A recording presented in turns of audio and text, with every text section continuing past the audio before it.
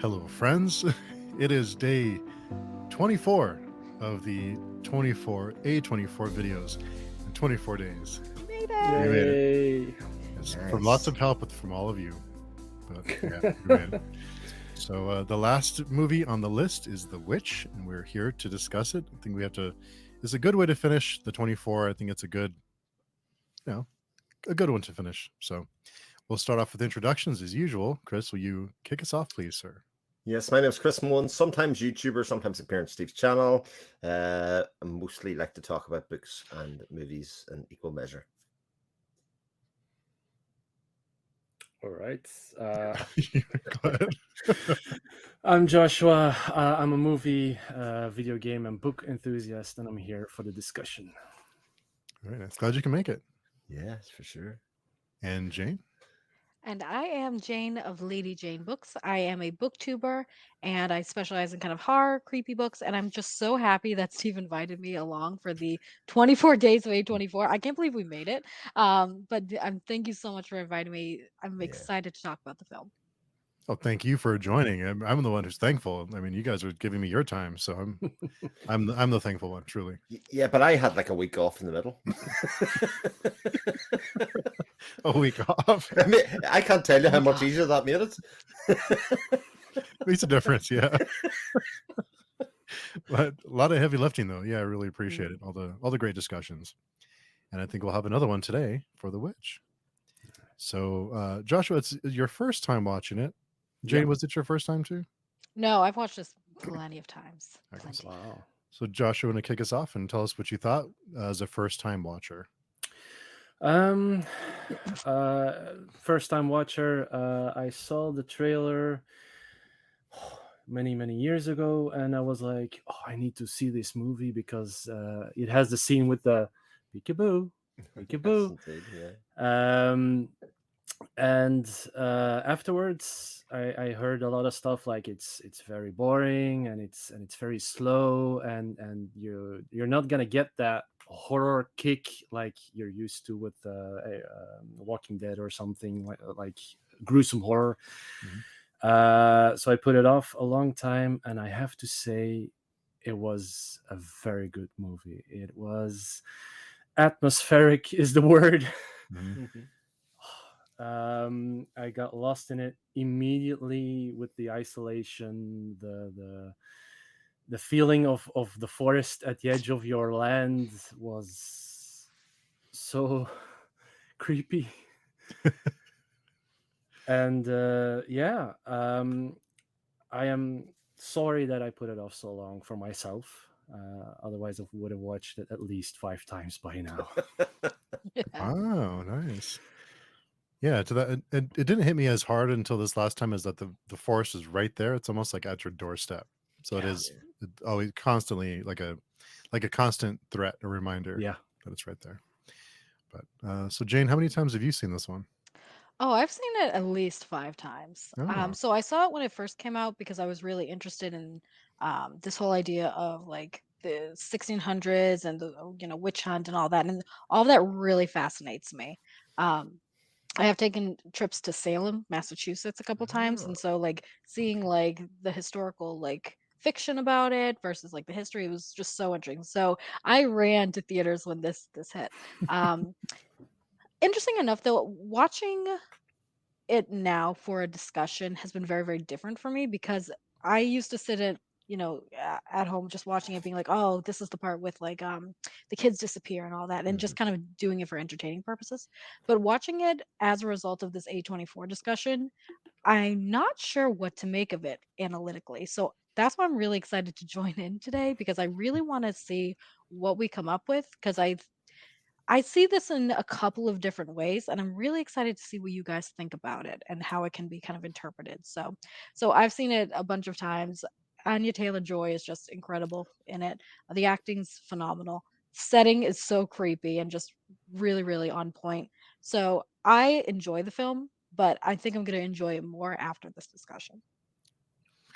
Chris, he teed it up perfectly for you. So no pressure whatsoever. The whole fate and future of this film lies in myself, Joshua, and Steve's hands. I this is my favorite of all the movies that we've talked Hmm? about and discussed by some distance. In fact, I think this is just wondrous for all of the reasons that people are talking about. You know how beautiful it is. Every scene, every picture is a freeze frame. Just stick it on the wall. Let's do it. Let's wrap it around the room. I could just live in each moment, and it's all so carefully considered and thought out. Even when I've watched this through with multiple commentaries from people, so Robert Eggers' own commentary and half of his just go along saying, "Oh, I hate this shot. I can't take it away from me. I don't like this one shot, for instance." And it's like that gives you an insight into who he is as a director. But I think thematically, it's brilliant as well. That's the bit where, a bit like James was saying there, but you kind of get to it. It's another one of those films that we talked about in that it doesn't say exactly what happens or what is on the nose to say that's what it is, but it gives you the opportunity to insert your own interpretation. And I think there are a number of very valid interpretations that you can take from all of this.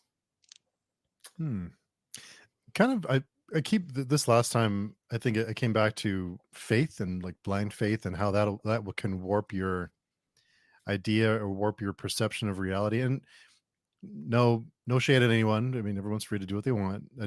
In the context of the movie, though, the family has certain viewpoints and certain beliefs that they fall apart a lot faster than they would have if they were just together, like a cohesive unit. One of my main points that I have in it, it's like the deconstruction of faith and religion as a base, and even, you know, as you say, not making a judgment call on it, but like on a very simple level, like the puritanical Christians, supposedly the very basis of that faith is the bond of family and how important family is, and how quickly they throw that apart as soon as doubt sets into their mind, and they don't rely on each other. They see suspicion in each other. They all do it for everybody. Does it? It's the kids. It's her. It's the wife. The self-doubt that creeps in. It all falls apart, and the devil only gets into that group in a family because of their faith and because of their tightness with their faith. And like I say, if they had no faith and no belief, nothing would have happened. Well, it's tougher for the kids with the faith. You see at a certain point, I'm jumping ahead with Caleb, that he starts to doubt everything and ask questions of his father regarding the faith, and is he going to hell because he has thoughts and stuff. And it's tougher as a child because you're depending on the answers that your parents have. You don't have that life experience to fill in blanks that are obviously in every faith, because that's why it's called faith. And the parents are also leaning on the children, makes it even harder for them to get a footing in life, and they crumble faster, and then the parents indeed crumble after them. It's a roller coaster for everybody involved, and it doesn't really end well. Understatement. It was a bad day. Yeah. They turned it up to 11 in bad days there for sure. Yeah.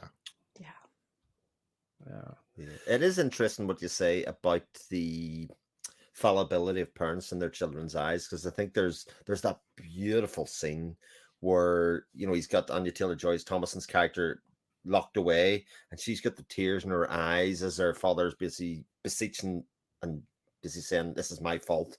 This is what did I do? I was too prideful. I did not wish to give in." And you see actually that slipping of the innocence away from her to say, actually, my parents don't know everything. You know, that's such a beautifully lit, beautifully shot scene. Yeah. Giving up. Yeah.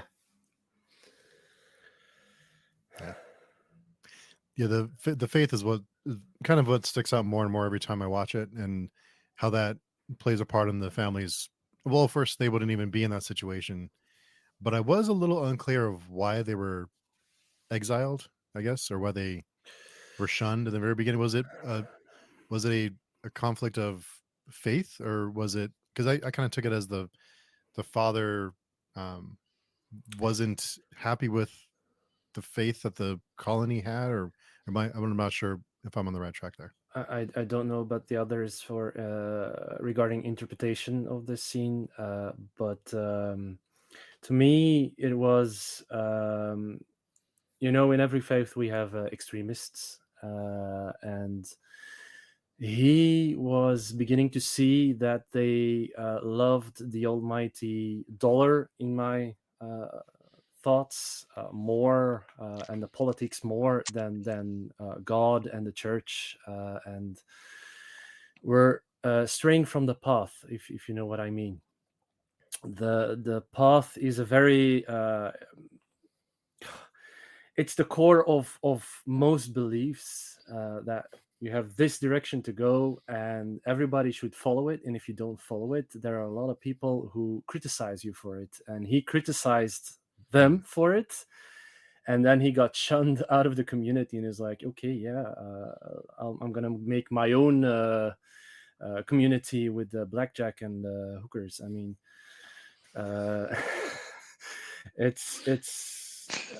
it's a very serious statement he does. We came here the whole way across the sea, and this is what you give me. This is what happens. I'll take this and I'll leave. Thinking he's in the right, and yeah, that's something a lot of extremists always do, thinking they're in the right. Yeah, that was my reading of as well. He's very much a Puritan of the Christian faith, and he wants to nearly cleanse it rather of all of the other stuff, rather than kind of maneuver it or change it with the times. He's very much, well, you can see it through his actions throughout the rest of the film, that he's very much, we strayed from the path, we did this wrong, and it's our fault. The blame comes on us for what happened next. Losing the kids is sort of our fault as a family, or what we did, which is obviously ludicrous. But that's very much in his belief system of what a Puritan faith is. Yeah. If you don't have control, then what do you have? Yeah, indeed. So I see this kind of as a microcosm of the entire Salem witch trials. And as we know today, there is a lot of secular, nefarious things going on, people taking land and, making these accusations if they didn't like them. And it came strayed so far from a religious item, but still under the guise of like a religious persecution. So I actually kind of see that as a nod to this is where this whole thing started, that you Right. see the seedlings that they're starting to become a little, less, oh, well, this is the law. If you're not following the law, then, you're going to be outcast. And then eventually what that becomes through the witch trial. So I actually saw throughout this whole movie, I saw that this is basically a play of what happened with the Salem witch trials, and maybe we'll get into that a little bit later. But it's happening in a very, very small micro unit. So I think that was kind of interesting, and this is kind of like the beginning of we're seeing that this is the atmosphere that they're living in, and that's why they've been kind of shunned and outcasted. It's interesting, and I haven't heard anybody else speak about this, but I sort of see what happens, when they set up in their land themselves, as like a deconstruction of the American dream.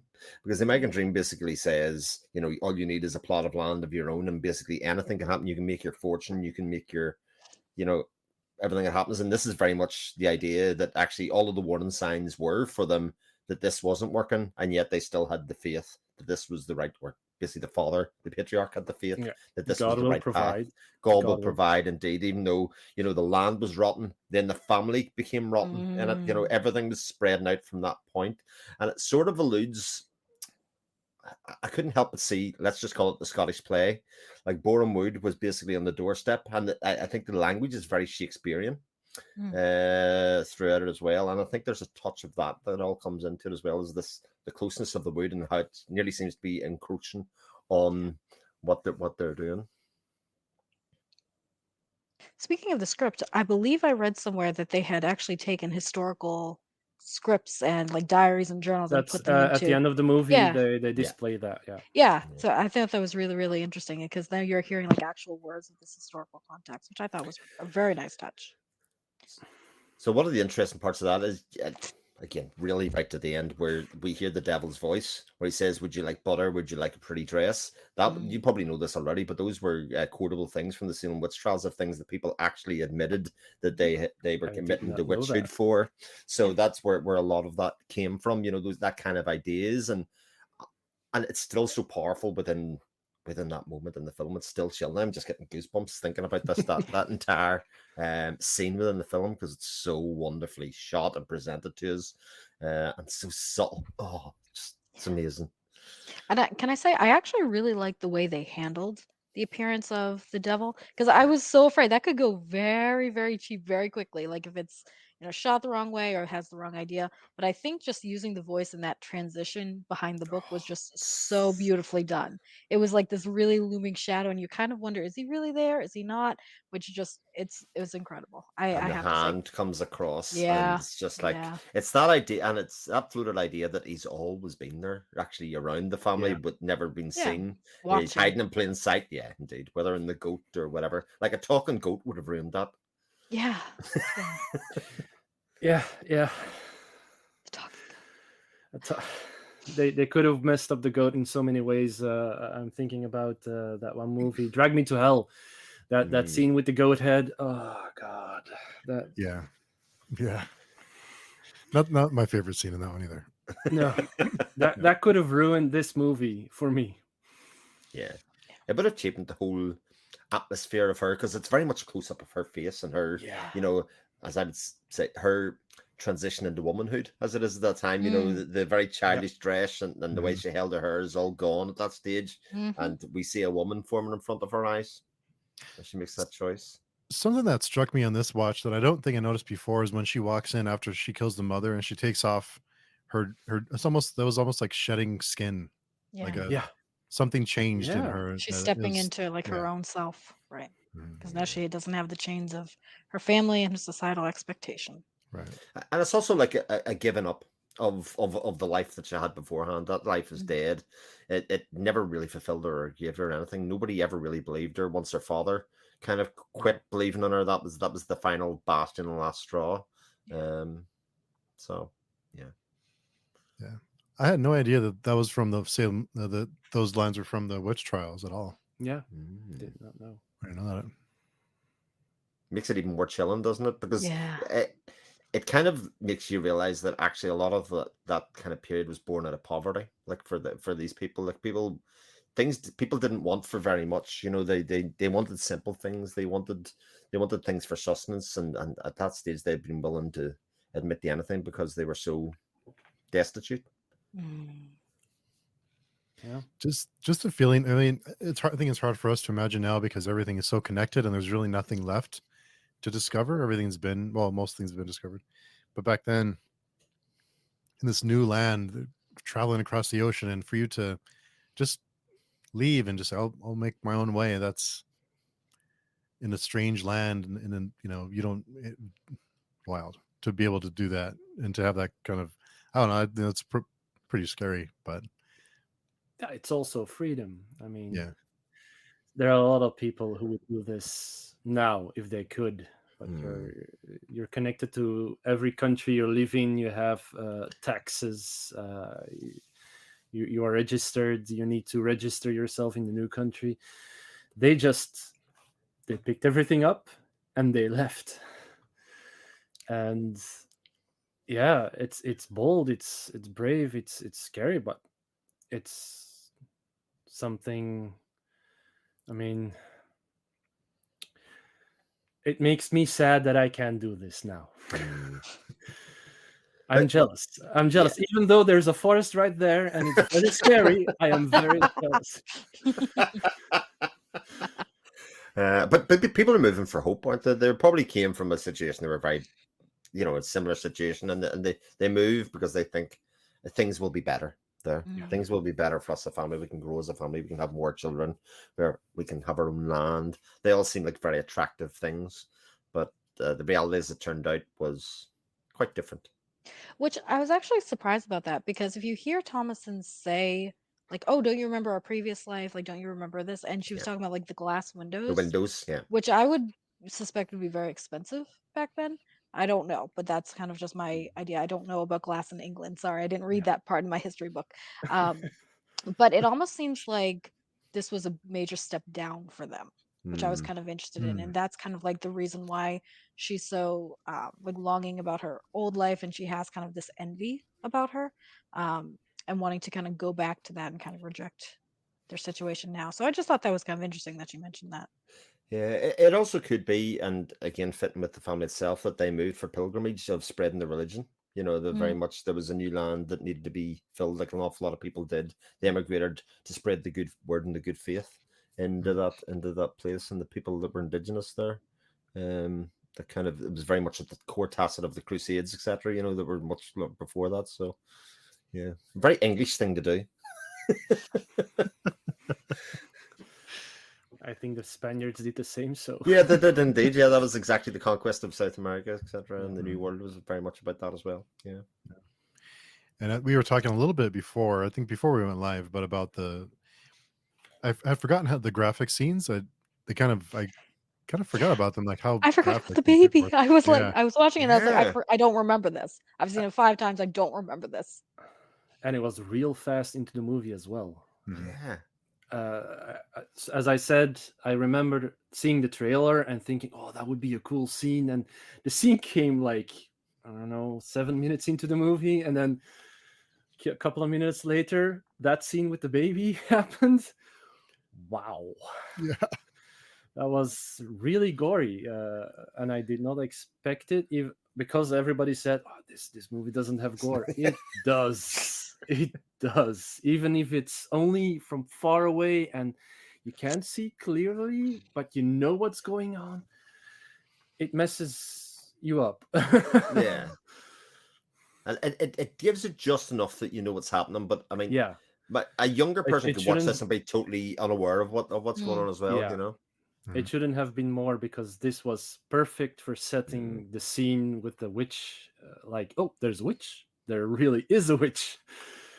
Yeah, I mean that's the other thing that struck me. I know when I've watched this before, I thought, well, who is the witch or is there a witch? And like as you say, straight from the very start, we see a witch. We see what she does with the Yeah. baby. We see, Yeah. there never was a wolf. And it's again, Mhm. I think it's that kind of pulling the rug from under your thing that when somebody else says it, oh, maybe there was a wolf, or maybe, not that I ever really thought there was a wolf, but you know what I mean. You kind of look for more rational explanations.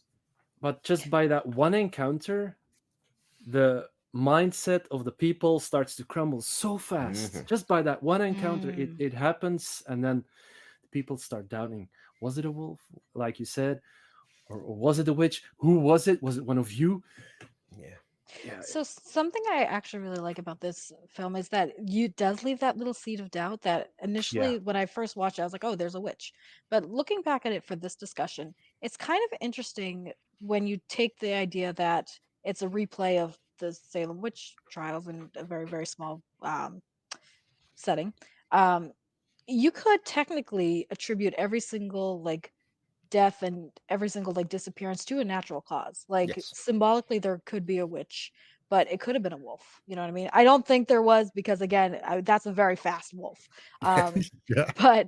but you know what I mean? Like in this period of time, they didn't know like more about like natural causes and like Mhm. hypothermia and like leaving your kid out in the elements and like there's and germs and things like that. Bleeding, you know, the horrible idea, but they didn't know that like bleeding could kill your kid.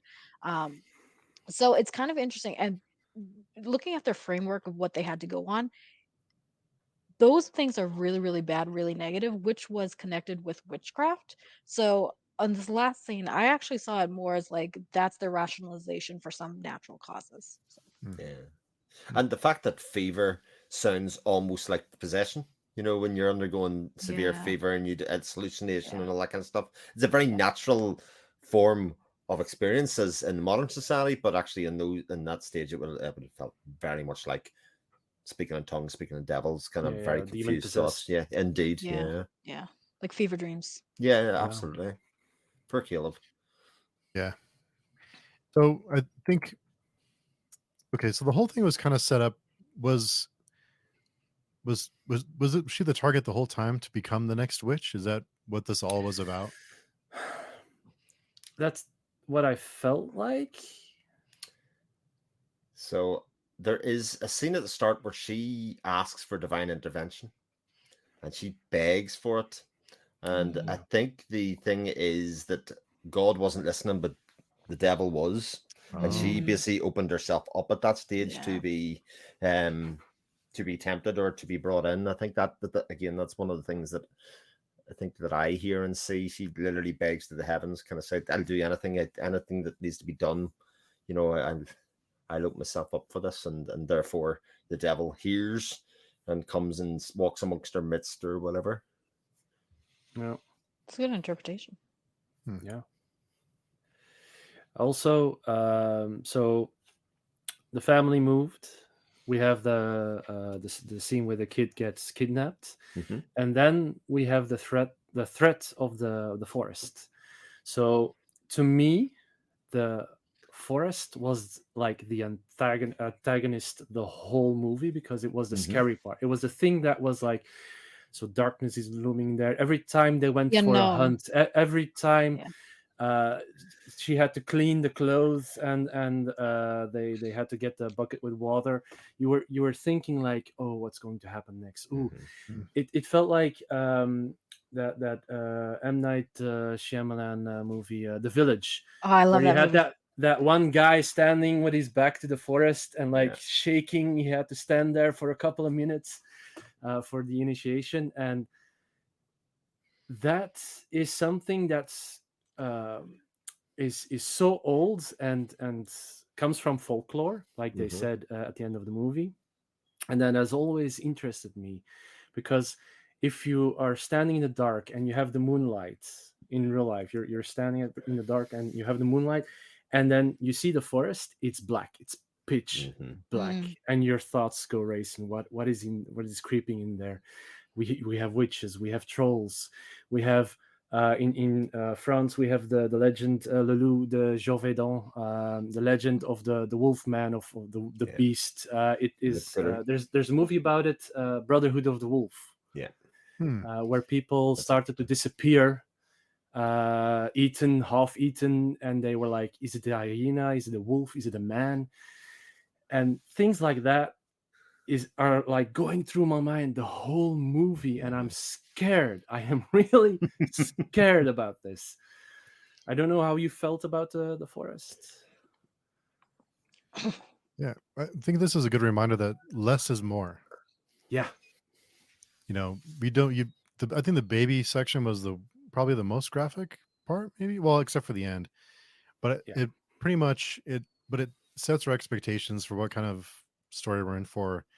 But I think that's maybe the worst of it. But the rest of it is implied, or it's so we get bits and pieces of it. We don't get a whole lot of it. There's a lot we have to fill in, and that's worse, I think, than seeing the graphic violence or really what happens. Or like the twins, we don't know what happens to the twins, but when Thomason says, well, I saw what happened to them, that was like your mind goes to really dark places right away, and that's worse than them showing us them being killed or taken away or ground up or whatever.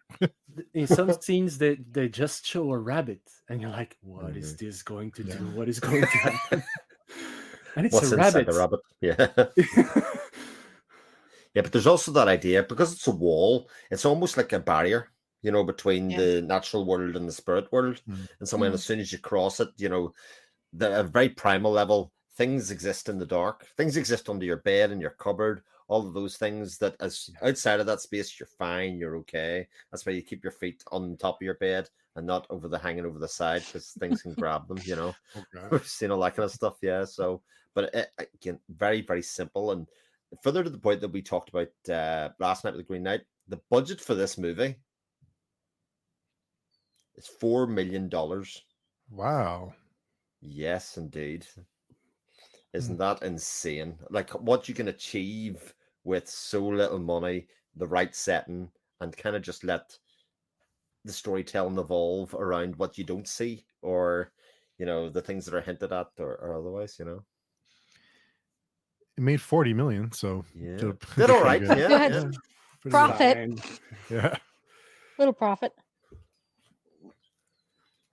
But for a first-time director to give him the space and the belief to kind of do that, I think is very brave. I think that speaks very highly of a set of producers who are like, okay, have faith. Just like our family don't here. Let's have faith that actually what's going to happen here. And Eggers actually talks about the forest. He talks about basically the bottom of his garden when he was a child was a forest just like that, and his mind always interpreted, what could be in the forest, don't go in the forest in exactly the same way. So he had years to kind of think of the fantasy and think about the horrors and the things that could have happened at the forest just like that. But it's like you say, it's almost like another character in its own right, within the picture. Hey, then he did a Correct. great job because I felt that immediately. Indeed. So Jen, you mentioned the Salem witch trials. What connections did you make there? Because I'm curious, because I don't know a whole lot about them. So the Salem witch trials, if you think about it in a historical context, it was about, like, as I mentioned, this whole like religious like kind of revival, but man came in and really, really messed things up and caused a lot of destruction for it, because it became really corrupted. So I see that throughout the Salem witch trials, a lot of people really, really lost their minds, and this kind of rampant mass hysteria, watching out for the witches and accusing their neighbors and their friends, and sometimes their even own family, and the massive destruction that happens with that. That's exactly what happens in this film, one by one. So you see like these little seedlings of suspicion from of Thomason, and it's interesting that Thomason is a woman. She is a young woman that is going to soon, or if she hasn't already, become a grown woman. And so there was a lot of fear because a lot of the people who were accused of witchcraft were women back in the Salem witch trials. And I think that there's a whole nother analysis that you can go into with that. But I actually see that you see people kind of lose their reason and lose their thinking because of this massive fear and this anxiety and this kind of watching out, and ultimately the persecution of the people who were accused of witches, i.e. Thomason. So I see kind of that this whole, if you look at the historical events and you look at what happened in the film, they're very, very similar. Like the father was steadfast in his belief, no, Thomason's not a witch. And then eventually the hysteria even got to him. And that's where Thomason's downfall really, really started. So, and historically, you see that that's also what happened to a lot of the victims of the Salem witch trials. I kind of like this film because it kind of says a damned if I do, damned if I don't kind of attitude towards Thomason. So I kind of see like, okay, well, everyone's dead. Everyone thought I was a witch. I might as well become a witch. You know what I mean? And just kind of like throw caution to the wind. And so I thought that was really, really interesting the way they said that, because then that actually reflects some of the victims that they're like, okay, burn me up, type of thing. So it's incredibly sad. It's a very, very dark point in history, but I think the story really sees exactly how the mind can go into that mass hysteria and just completely lose reason, and the devastating effects of that.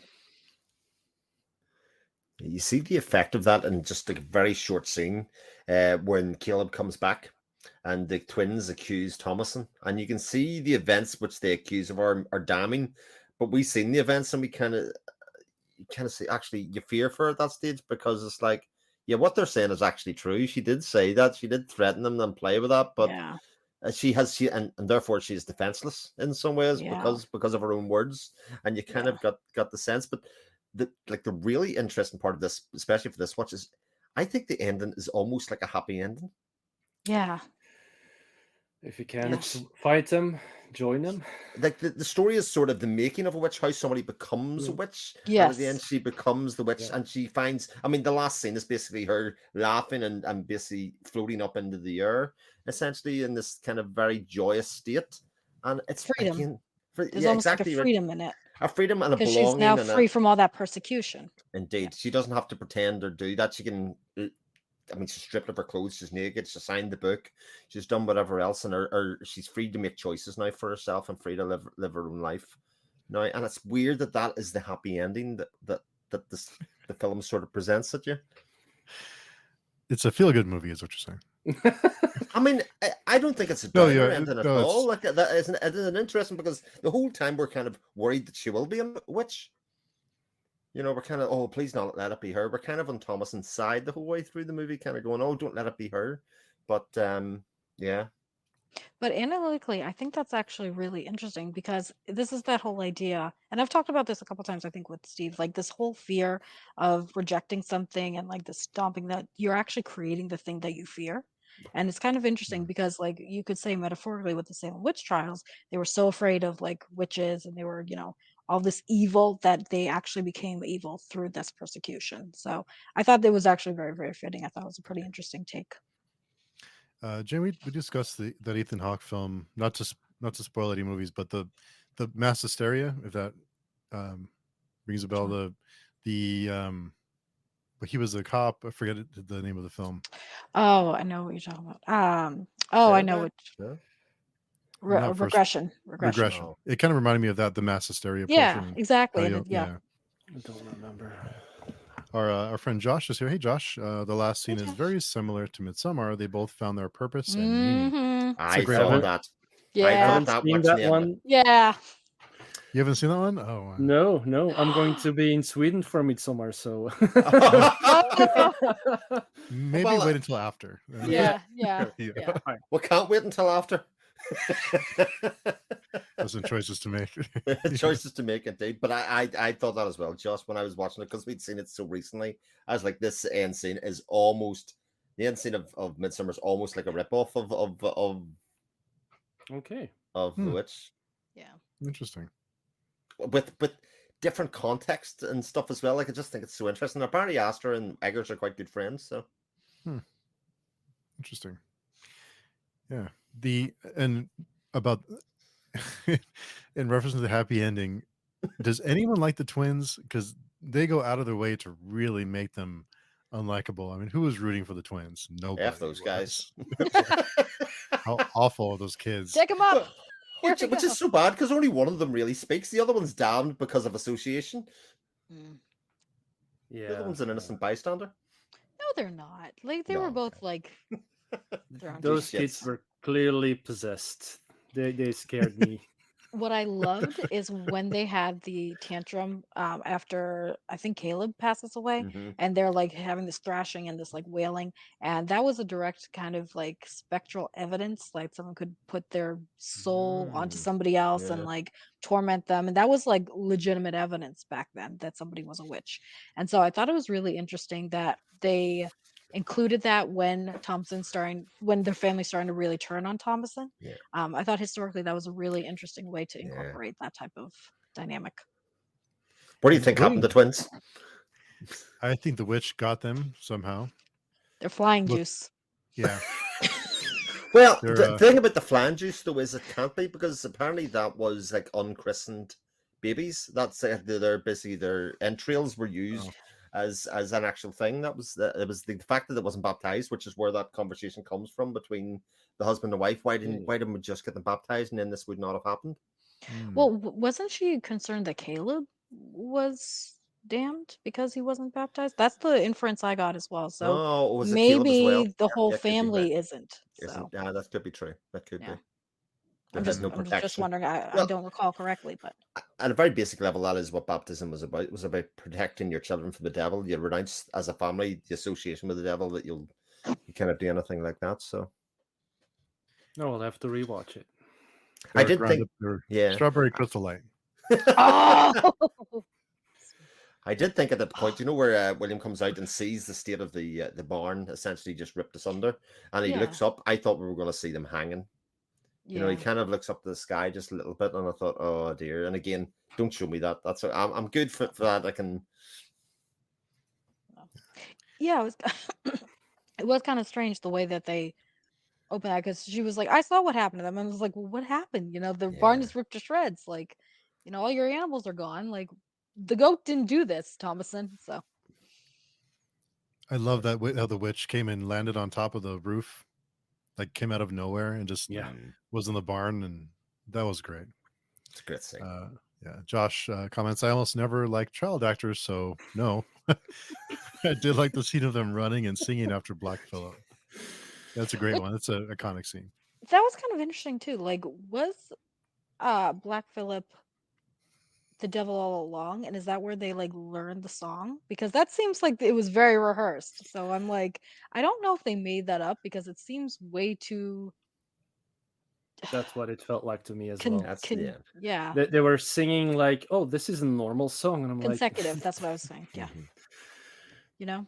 "Yeah, Catchy. Oh, yeah, catchy. That's it. Like yeah, cohesive. That was the word. Yeah. Cohesive. It seemed like way too cohesive than like a Yeah. made up child song. So Yeah, I definitely feel like the devil was in Black Phillip at the time, and it was only at the end when she kind of opened herself up that he became that creepy figure behind her. so Oh, maybe they were the witches the entire time. it could have been. They were dancing around with Black Phillip. I love that it was a real goat, though. Isn't that so good? yeah." Robert Eggers talks about the fact that actually that was the bane of the entire film. This damn goat, while being a very good goat actor, was still a fucking goat. Yeah, didn't he have to like cut some scenes because it was not that well trained and would not do what's thing? He's like, that's not in my contract. I want more money. That's it, yeah. But yet the scene actually where he eviscerates and kills the father, there's some just great shots. Like, what a great director he must be, where it actually looks like the goat's waiting and contemplating and kind of thinking. And I kind of go, God, it's not a CGI goat, it's an actual goat. Yeah, because there's a scene where they put the goat in the pen, and then a scene after that they're talking to each other, and you see in the background the goat standing up and headbutting another goat. I don't know if you There's noticed. some intelligence there. Yeah, it was like, and he did wait for the right time, didn't he, to strike? It was a perfect time to go in for the kill. It was messy. Gruesome as well, like in its own ways, to see the blood of the father as he kind of accepts his fate. yeah. Hmm. So the All the other way to go. thing that I really loved about the movie, that is something, the music. It's in the beginning, it's really like tense, and then there are some scenes where they use only voices. Yeah. Oh, and then every scene that happens, you know, something's about to go down, but still, it could be that nothing happens.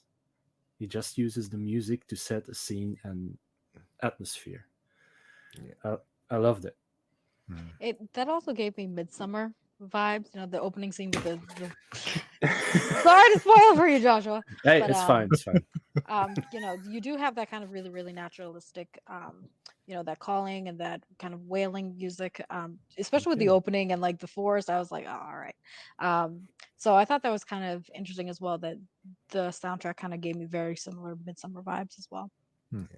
It's hard not to see the association between, you know, Eggers as a director, Astor as a director, and even David Lowery for The Green Knight and Ghost Story. Again, very similar-ish kind of use of music, this scratchy, almost like there was like little punctuations of noises and stuff to kind of keep you on your toes. And sometimes it was associated with nothing, but it was very much just to add another little bit of uneasiness. And I suppose you could argue that the use of soundtrack maybe saves you half your budget in some ways, because if you use that right and do it effectively, you create the atmosphere just with the light and the wet shot, the very washed out colors that this film has to kind of give you a sense of like, it's not a soundtrack you would like, oh, I'm gonna play this just to listen to it. That's not the kind of soundtrack this is. I might do, you know. It might be on the radio, you don't know. It could be a top 20. It's not a drive playlist type of soundtrack, but it might be one of those ones if you don't want anybody else to come into your room and you want to be left alone, just stick on the witch soundtrack for a while. It'll be good. No, it'll leave you alone for sure. Yeah. And Josh comments, you really go into like Midsummer then. Yep. Yeah. If it starts streaming somewhere, I will watch it. I'll just see if it streams. Yeah. It was on Netflix here. Yeah, the issue is in Belgium we have a very restricted list. Yeah. So I was happy that the Witch was still playing on Prime. Oh, very nice. The audio on Prime drives me insane. Oh, it does here anyway. I don't know about over there, but the audio quality on Prime is like super annoying. But yeah, I just have my very nice edition that I have, a rather expensive edition actually. Wow. It's a 4K one. Yeah, I'm contemplating on buying it as well, because I have his other movie, The Northman. And I really Oh, love yeah. that I think one. that is Ethan Hawke, right? yeah. Ethan Northman? Hawke is in The Northman. He Yeah. is indeed, Yeah. and Anya Taylor-Joy's in it as well. And get into Yeah, Yeah. yeah. Isn't that his girlfriend or his wife, the No. director? Oh, I don't know. Hmm. Oh, I didn't. That's He's in a lot of pictures when I looked up the movie for this. Like, Oh. could be. Don't know. She is so brilliant. Yeah. She is She's one of everything the I've seen her in. one of the few that in the newer generation that really stands out, really versatile, yeah, really, yeah. really good. What is it? The Queen's Gambit. Oh, she's brilliant in it. Peaky Blinders, I guess. Yep, she's in Peaky Blinders. Oh. Last Night in Soho, I think is great as well. Which Oh, I haven't seen interestingly, that as the well. other version of her is played by a girl called Thomasin McKenzie, which I just think is really interesting. Okay. Yeah, It is interesting. anyway, I like that film a lot. Yeah. Trying to think what else from this one, but all the way around the speech was nailed, I thought. Everyone did a really good job with the language and the dialogue. I couldn't get the Green Knight out of my head. Chris, after you told me that Yep. he is the same actor that was in the Green Yeah, Knight. Rob Fennison, yeah. Oh. He was the Green Knight. One talking point that I have is actually the relationship between the mother and Thomasin herself. Because they are very estranged from the very start of the film. Even before Samuel, there's just a sense that the mother likes her kids much more than she likes Thomasin. And even to a certain point that you actually see in some shots that Thomasin is the mother of those children. You know, there's a couple of scenes where she's holding, protecting the kids when the mother's off wheeling them and whatever else. And I think that's a really interesting kind of take on the family dynamic and maybe why they didn't have such a cohesive unit, etc. You know, that there was, you know, she was very much a father's girl and the mother seemed to resent that. Yeah. So I actually see that a lot of this is based off of like young female like jealousy. You know what I mean? That, she lost a child, the mother had just lost a child. She's obviously going through a lot of like really dark things. And she sees Thomason as kind of like the new her in a way. It's in a very, very strange psychological Yep. way. She's just stepping into like her womanhood. She's really taking charge of the family. If you look at this, Yep. I and agree. the kids and everything and the chores. And so I see it more as that there's almost a degree of jealousy between the mother towards Thomason. And I think when you look at it metaphorically, that kind of speaks to like mistrust of like, you know, female competition and stuff like that, and in a really, really, really abstract and scary way, which can also be kind of contributed to like a mistrust of women in general back at that time. So, Yeah, she says she has to go because she's of age. right. They're ready to ship her off pretty quickly. Yeah. I mean, it's like she has to go like tomorrow morning. Which is very interesting. Yeah, which if you think about it, like it's very interesting because she is really carrying the family there with the chores and everything. Like the twins aren't gonna wash the father's laundry. You know what I mean? So it kind of speaks to exactly how severe this jealousy is. And how they portray the relationship between brother and sister. I mean, there's definitely that kind of weird sexual kind of longing and from the brother to the sister. Now, obviously, there aren't any other people within the thing, but I think it's interesting that they decided to include that because it's not actually used in any sense. It just creates another sense of unease throughout the scenes where they're together. That's also part of the isolation of the family, not being around other children, not being around other people. Where is this kid going to go with these thoughts? Eventually, he gives into the other witch or the witch. I don't know. There are multiple witches. Seems like it. And yeah, he just can't look away, can't go anywhere else because his mind is going, ooh, I like this. And either it was the witch or it was his sister. I don't know. So this also feeds into like my thought and my theory that this story is actually more about like Thomason's growth into womanhood. Yeah, and that, if you look at all the situations, Thomason is blamed for absolutely everything in the story. Like everything. There's not one instance where it's not Thomason's fault or she doesn't get yelled at or blamed, even when it's not true. And so I kind of see that as like she's stepping into this new part of her life, and that's scary for the family unit as well. See what I mean? So, yeah. Like I also see that scene where she's milking the goat and the blood comes out as basically hers menstruating Right. Yeah. Huh. as well. Okay. Yeah, that could be. As being a symbolism for that, and her shock at that is part of Yeah. the change in her body as well, because it very much fits. I totally agree with you, Jane, and what the film's really about Yeah. in sort of that journey into womanhood. It's very much what I see, whether it's as a witch or whatever way you want that Or just to as a end woman. up. Just Yeah. as a woman, exactly right. You know, the Yeah. hair changes, the face changes, etc., and you know the freedom that she accepts as part of that Yeah. journey. Yeah. I didn't think about that on the blood on the when she's milking the animal. So Yeah. interesting. Yeah. Interesting one in terms of, we've talked about this through a lot of these movies, of the bit where they decide, right, we're going to show you this bit but not show you this bit, right? So there, I assume because it's so well done that everybody was happy enough with the validation of the devil actually appearing in the film. You know, it kind of give it another, it give you something to tack it onto to say, actually, this was supernatural. In some instance, you know, it wasn't just in their head. They weren't just all crazy. There was something to tie this on to, or at least give the impression that that could be a thing anyway. For me, it would have been disappointing if he did not turn up. Yeah. Yeah. Yeah. Josh comments, I really like the feminist undertones. It's about breaking free of the chains that are still relevant today. Yeah, for sure. So I actually had another thought about this film. There was with the Salem witch trials this idea that there was a grain or something that went bad, and then it caused everybody to like have outrageous like druggy type of hallucinations and like kind of lost their mind. And so if you look at it very closely, he has a big emphasis on the eating scene where they're all sitting together eating the bread. And then after that, everything really goes like haywire.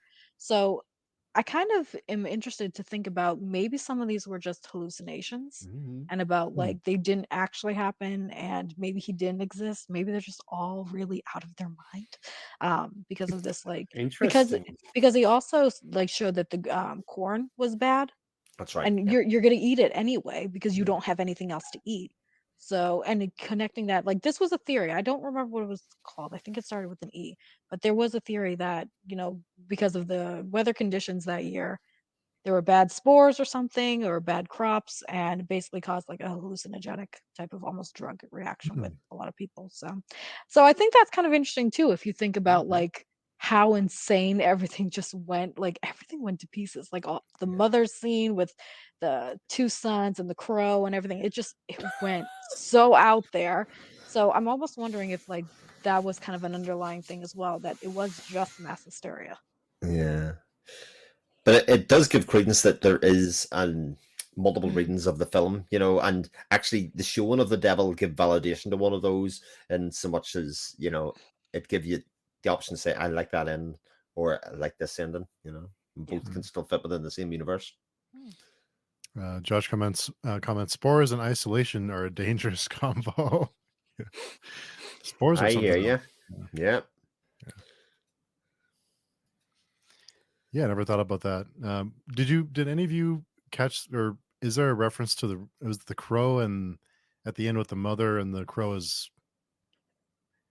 chewing Pecking? on pecking? Yeah. Is there like a symbolism or something that you? I thought it was a manifestation of her vision, you know, with the child, because obviously the child was feeding on her nipple, and then we see the scene the next day where she's bleeding in that part of her body, to say that actually there was some sort of physical sensation that was playing into your hallucination of the child.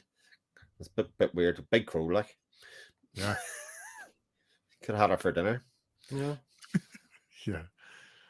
No. And I think I've heard some people say that there's not enough witches, or there's not, like, until the end we don't get a whole lot. But I love that scene when he walks up to the little cottage and the witch walks. That's, I mean, how cool is that? That was a great scene. Yeah, another one was, that's the real actor's first kiss. Oh. So with somebody who was a Victoria's Secret model, as it turned out. That's fine. That's a good story to tell your friends, isn't it? Yeah. So, but imagine doing that live. Your first kiss being live in camera. That's a couple of films that I've seen where that's been a thing, and you're like, oh, what a weird way to The Buffy the Dollhouse was the same. Yeah, being comfortable, I'm sure, but yeah, for sure. Yeah, I think I was surprised. I thought you'd be the voice of Essentials. No, I'm not. Well, the thing is, like, if you look at it really on the surface level, I'm still not completely sure what this film's about. You know what I mean? I mean, I think we can take little pieces and kind of craft a story like we have. But it's not, like Chris said, it's not something that gives everything away. Yeah. You know what I mean? So, and I love stories like that. So. My favorite. Had a lot of those. Yeah, a lot of them indeed. Yeah. Yeah, it was more about your feelings about what you see. I saw the forest. I got that feeling of dread. Yeah. Chris felt Thomason is backed into a corner. I feel for her. She's doing really nothing that you can see, but they say it happens. So it's more about the feelings you have along the way. The whole time you're feeling anxious or doubtful or scared. And yeah, like if I have to rate this movie,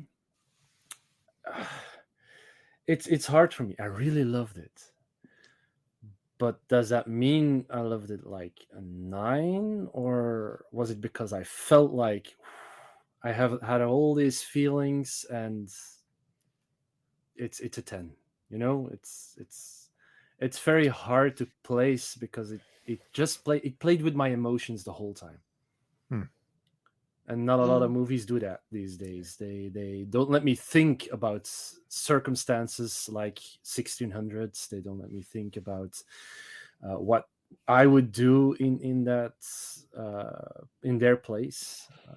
Most movies are cash grabs, and this one just didn't feel like that.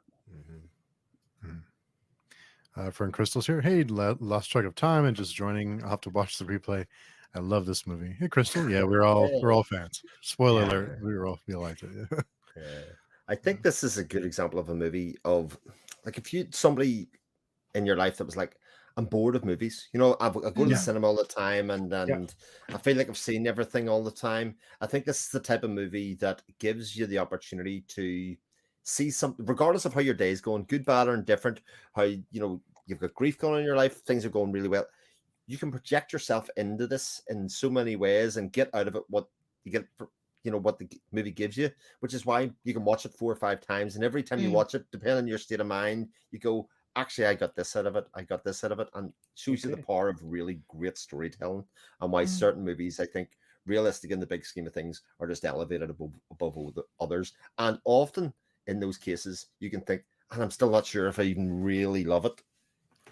That's what I meant. That's the feeling. It's hard to describe. Yeah, because it is unsettling. It is not a pleasurable watch, but it rewards you in what you put into it and what you give to it as a active watcher of the medium. Yeah.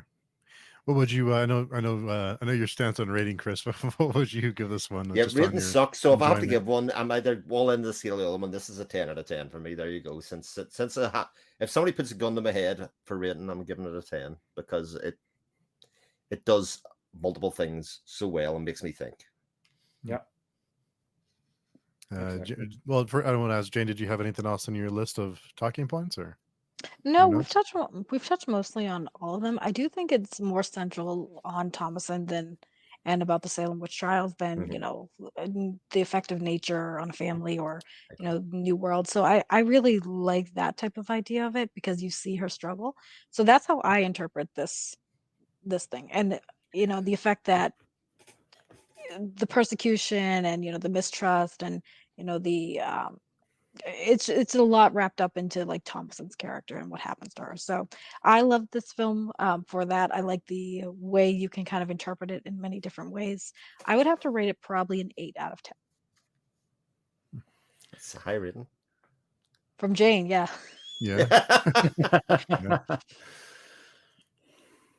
Josh comments, are you going to give us a summary of your favorite A24 movies you watched the last couple days? Yeah, I'll have to rank them. I was thinking about that earlier today. I might have to I was do a thinking about that last night. ranking. Yeah. Yeah, even Yeah. do a tier ranking of like these ones belong in Oh this yeah, tier or otherwise, rather than kind of put them in order. I that's a think good those are idea. always more helpful. Oh goodness. So Steve, what do you like better, Black Phillip or Sheep? Sheep. I think this is a reference to Lamb. I won't spoil the movie for anyone. Just Okay, the character thanks. from Lamb. It's a thing. Yeah. So I think I probably like Sheep Daddy more, just because of the name. Yeah. I go with Sheep Daddy. Yeah. I have another thing about the religion part. Yeah. It started to scramble my brain a bit when you said they were all going crazy, maybe because of the bad food and stuff. Mm-hmm. You're giving them essentially a escape, like from their what the things they are doing, because you're saying like because they ate bad stuff they started hallucinating and they did bad stuff. But what if it was just the extremism of their faith, the religion, the things that are going on inside their head is because of their faith. They're seeing things because they think like, okay, God is punishing us, and I see this happening and I see that happening, like we said before, with if they have a fever they speak in tongues, and you think the religious part of you says, okay, that's the demon possession. And it feels so much harder, the impact of them being crazy with their faith, than they're crazy because if they ate something. Interestingly, what they are eating at that meal is unleavened bread, and unleavened bread is what was eaten at the Passover. So, See, the last religion meal. part So comes there's back. lots of you just take my brain over about that little nugget there. Yeah. Interesting. Very interesting. Yeah. Lot to think about. Yeah, definitely. Rewatch time. Yes, I think so. I just watched it yesterday and I already want to rewatch it. Let's go. Yeah. Along with 23 other movies. No. Yeah, maybe a couple other ones. Maybe a couple of them. But Josh comments. That sounds like a band, doesn't it? Fake Scores in Isolation. That sounds great. Yeah. That's It does great. sound like a good rock band. Yeah. This can be just the most in-joke of all in-jokes, just between the five of us. It'll be fine. Faith, Spores, and Isolation. One of the most dangerous things in the world. We go faith. Just in that order, right? In that order. Yeah.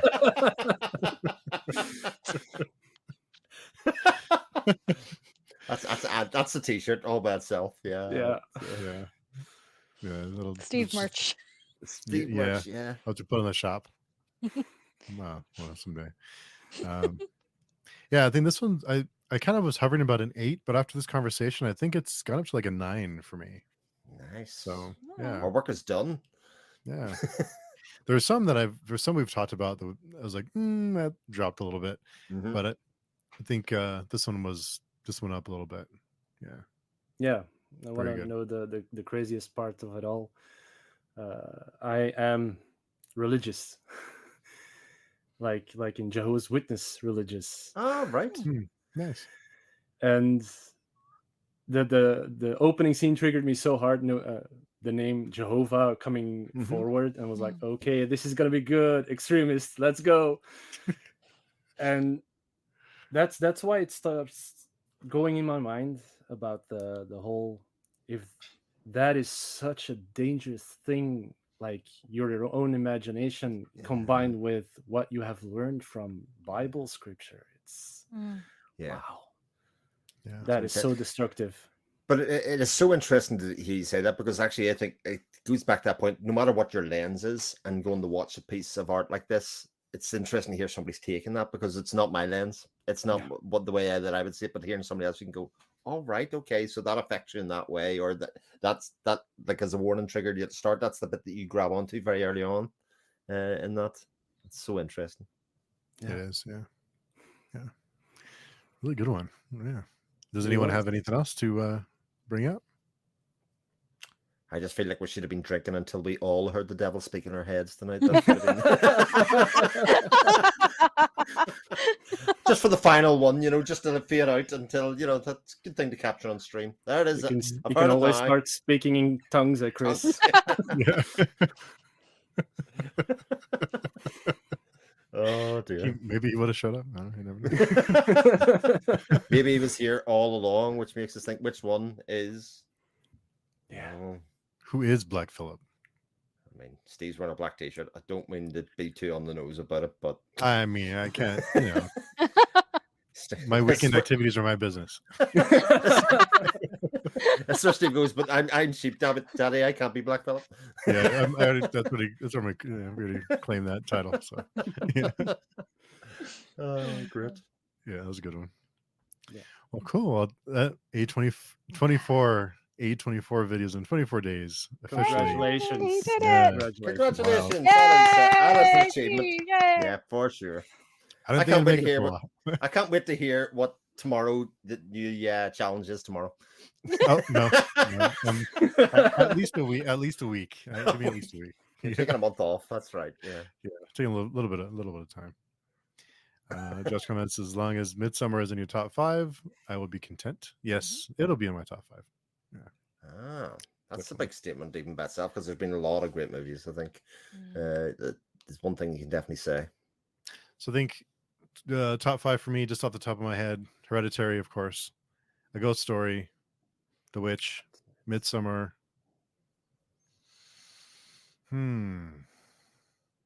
And geez, that's a tough one. We've talked about so many great movies. Yeah. Let me see. Let's see if I can choose one. And I'm going to be asking each of you for your top 5 too in a second. So be prepared. Great. Opening page. Let's get the list up. Yeah, hold on. Wait. And I'll Expected to be a quiz here. Let me see.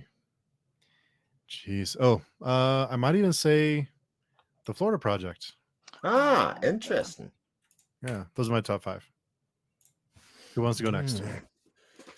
If I can find the list. I'll go next since I have them up here in front of me. I will go number 1, The Witch. Number 2, Hereditary. Number 3.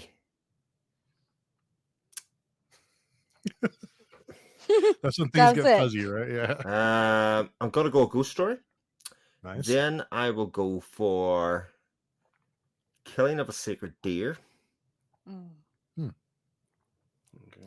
And then I have a 5 and a 6, but Midsummer's gonna make it 6. Green Knight will be 5. Wow. And I still count. There we go. So my top, I don't remember everything you did, Steve. Sorry to say. But my top would have to be Midsummer, because I think that's a brilliant film and analytically very rich. I would think The Witch would probably be second. Blackcoat's Daughter, which I really enjoyed. Whoa! That was a film student project. Well, Or is it growing? parts of it was parts Okay, of it. Okay. Okay. All right. Fair enough. Parts. I like the overarching ideas here. Remember that Fair last scene. Remember what that last scene did. Yeah. Steve, I Okay. remember. So Okay. all right. Okay. We're all right. Fair Okay. enough. So Blackcoat's Daughter. Now I lost my place. Sorry. Midsummer and then Midsummer. And then and that was it. And of course, First Reformed, but that's that's a me thing. So No, that's part of your list. Yeah. For me, basically it's everything I appeared on. So Yeah. what do we very got? easy. I only watched 3 of them. Good. That's more good films to watch. The Witch is number 1. The Rover is number 2. Oh. And The Green Knight is number 3. So I have a lot of catching up to do. A lot of great movies to watch. Yeah. Really good ones. Yeah, lots of great ones. The Green Knight is up there. Blackcoat's Daughter I really liked. Lamb was pretty good. Men, I think, slipped a little bit at the end. I won't spoil on it for anyone. The Killing of a Sacred Deer is really good. Locke is good. It Comes at Night is really good.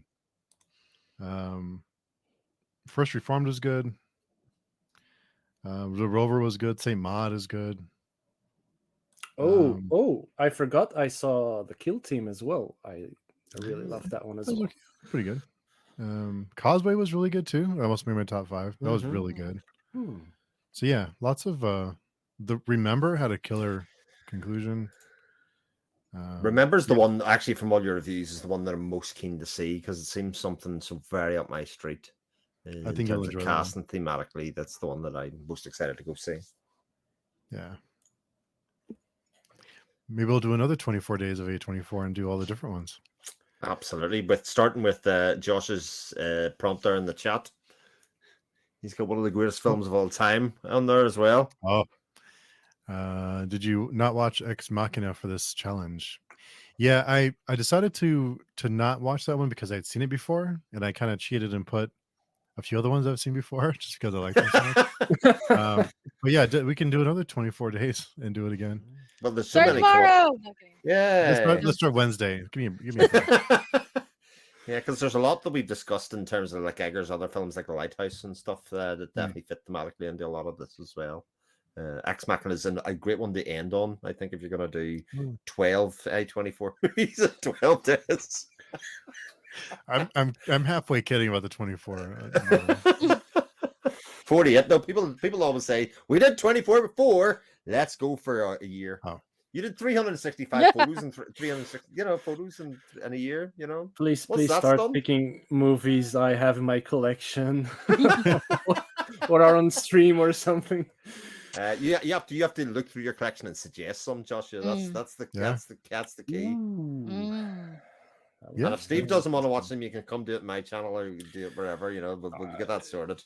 If you can pick a theme or something like horror or war movies or something, there's question for you before we finish. Favorite movie of all time, Joshua? Braveheart. I know it's very badly put together and historically wrong, but I love that movie. I can't help Sometimes myself. things just click with you in ways that defy all rational explanation. Yeah. One of my favorite things about cinema. Crystal's been a bad influence. You can make it an April thing. A24 in April. Indeed. It gives me a full year to nearly collect 30 movies from A24. That's pretty good idea. Josh comments, by the way, I wish my name was spelled jealous. That's the Dutch version. Oh, is it? I never realized that. That's cool. It's never too late, Josh. You can still change it. Just like Anya Taylor-Joy's character Thomason, you are in control of your own destiny if you decide to do it. If you want to walk around naked and be a witch, you just have to talk to a goat, a black goat, and sign a book. Yeah. I say that you like butter and a pretty dress. I want to see the world. Oh, it's too much fun. Yeah, what a great way to end the 24 days. Yes, thank you all for a lot of fun. So fun, even though I only did like 7. Well, the next time, yeah, Jane did like 5 or 6. Yeah, something like that. Yeah, I probably exaggerated. The next challenge should be spread across all of our channels, I think. Yeah, that'd be cool. Let's do that. That would be cool. Let's do that. That'd so be cool. Start thinking about challenges and we'll figure something out. Indeed. All right. Be a great idea.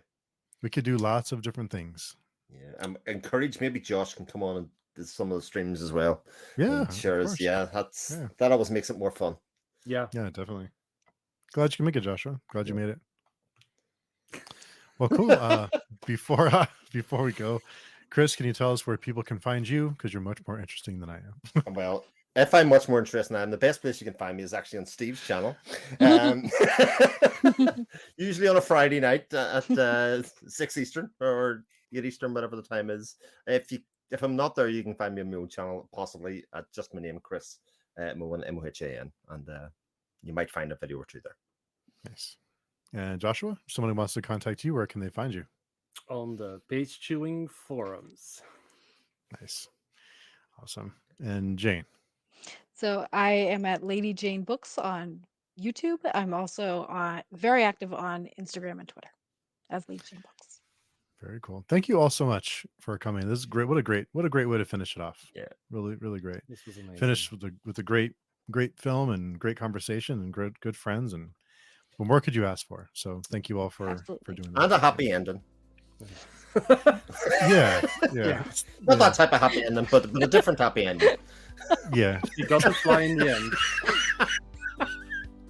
I didn't even get to the things. Yeah. Steve's gonna stop sending me invites.